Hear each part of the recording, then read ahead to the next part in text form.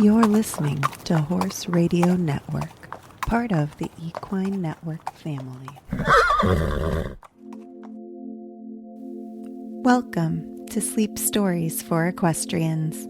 I'm your host, Ashley Winch. We're so happy you're here to relax and unwind.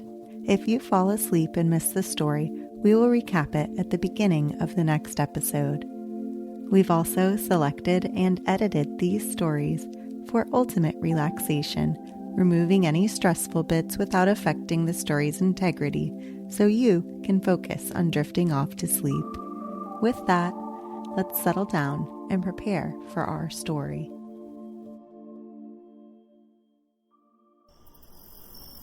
The gates are closed, the horses sleep, the day's work done, the chores complete. Now let us rest, our bodies and minds. Drift off to sleep and close your eyes. It's time for us to turn down for the night.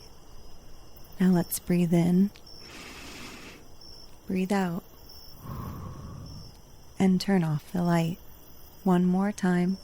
Breathe out, breathe in. Now, let us begin. On the last episode of Sleep Stories for Equestrians, we joined the elf at her first horse show. Now we begin the next chapter, Folly and her masters. I am now going to introduce you to my friend, Folly. She is a beautiful mare, and as a very great contrast to myself, for while you will remember, my coat is a rich bay color, Folly's is a handsome gray. So handsome indeed that Master has not yet been able to meet with another horse, to his mind, equal to pair her. She is very much admired by all visitors who come to the stables to see us. And being much older than I am, she is much wiser in worldly wisdom. Folly was not born on the estate and had lived in 2 other homes before Master bought her, and she so came to live with us. She had not been very happy in either of these homes, and when she first came to the park, she was very subdued and quiet, and her somewhat stately bearing and the haughty manner in which she tossed her head gave both my brother Eros and me the impression that Folly was undoubtedly proud. She was most unusually nervous too, and sometimes seemed quite afraid of Ricketts when he approached her, though no groom could have been gentler and kinder than he always was to us. Folly would start and whinny timidly whenever Ricketts wanted to harness her to the light dog cart in which she was to take dear Master somewhere or other. After a time, Eros ventured to remonstrate with Folly for showing this fear of Ricketts, and he told her that she need never be afraid of our special attendant, or, indeed, of anyone at the park, for all the men employed by Master in the stables had to be really fond of animals, or he wouldn't have them to work for him. Folly turned her head and gazed thoughtfully first at Eros, then at me, and there was a very sad expression in her lovely eyes when she answered, "I am not really afraid of Ricketts, dear friends, and I will try to control my nervous fears. But this is the first home I have lived in where the approach of man has not meant rough treatment, and often very hard work." I shuddered visibly, and begged her to try to forget the past and to endeavor to make herself as happy as she could be with us, and we again assured her that she need have no fear of anyone at the park. If only I could forget the past, sighed Folly. She seemed in the mood to talk, so Eros and I prepared ourselves to listen, and she told us what I am now going to tell you, dear friends, about her early days. Folly was born in the county of Somersetshire, and her first master was a Mr. Jackson, a prosperous and well-to-do market gardener. The lord of the manor in the village where Mr. Jackson had built a large and very ugly villa had gotten into money difficulties, and Mr. Jackson, being rich, had paid him a very handsome price for Folly's mother when she was offered for sale. Some time after, Folly herself was born, and as you may imagine, she proved to be a very good horse indeed.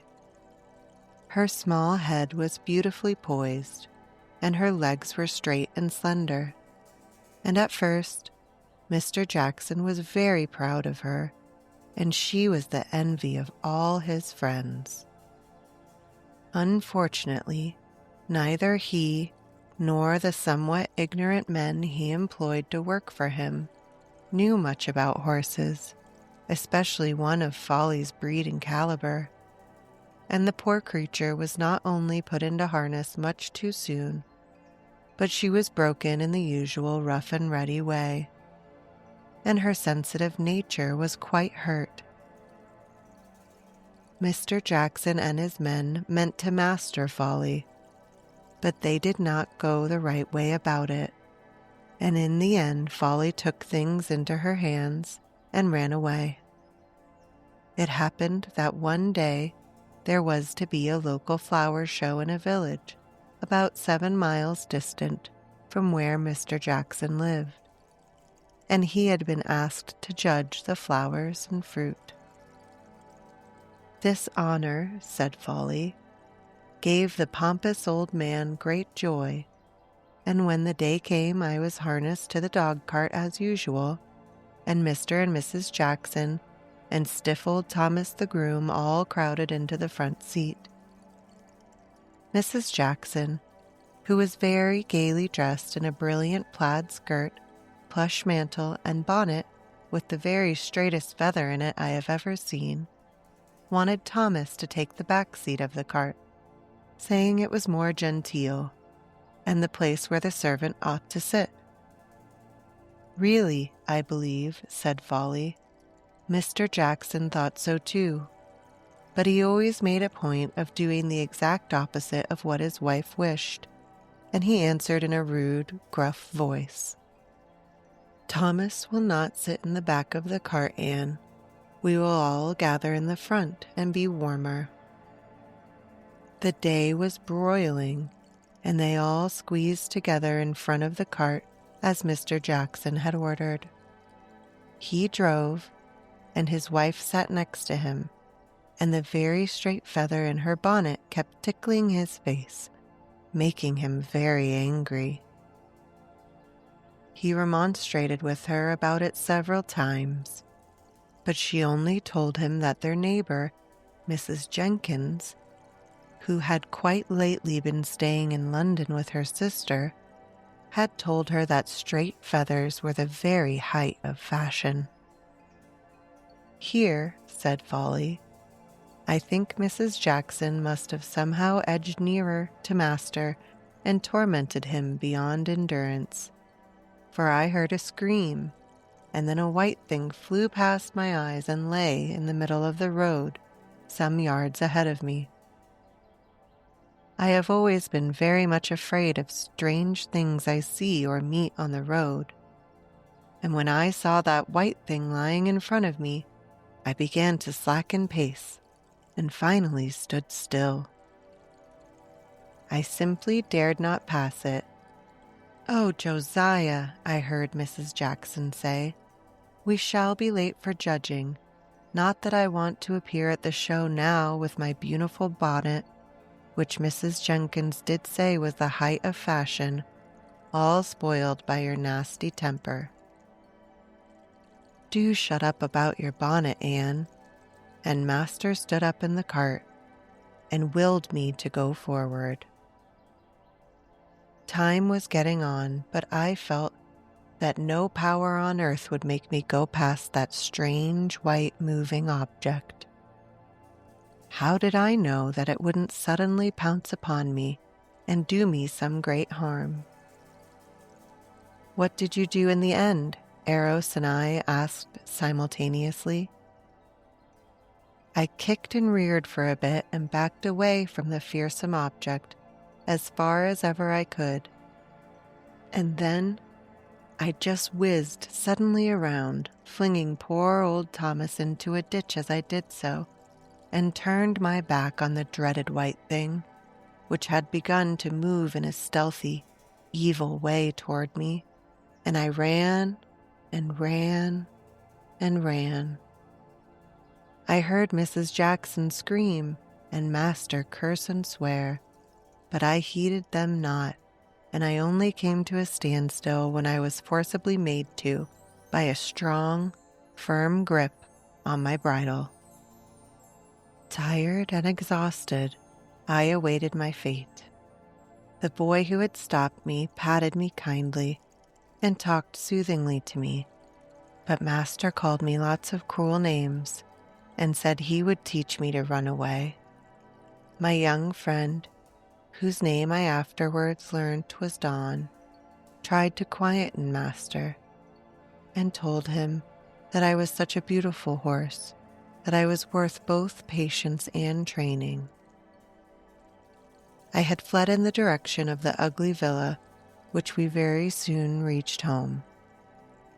Master just threw down my reins and shouted to a stable lad to go fetch Thomas, and then walked to the house.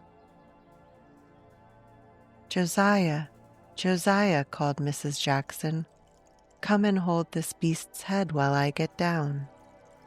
But Josiah took no notice. Somehow or other, Mrs. Jackson scrambled down, and taking her bonnet off before she moved away, I heard her say, "How could Josiah do it?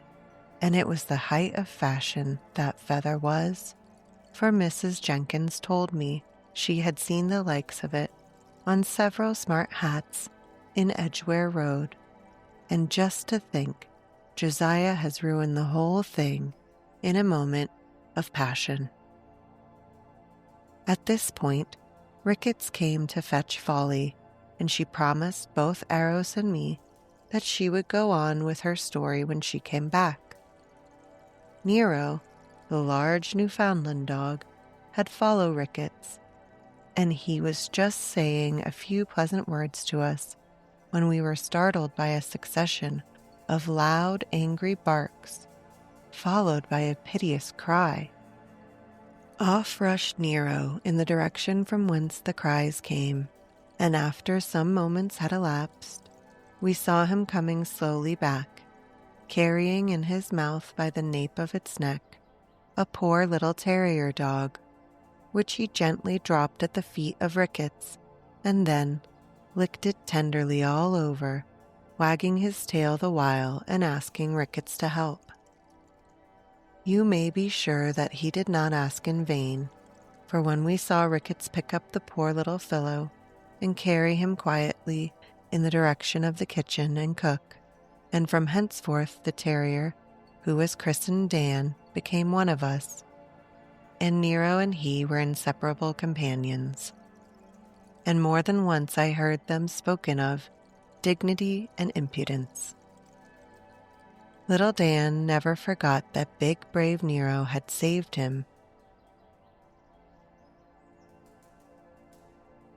Thank you for joining us on tonight's episode of Sleep Stories for Equestrians. Allow this soothing music to carry you off to slumber.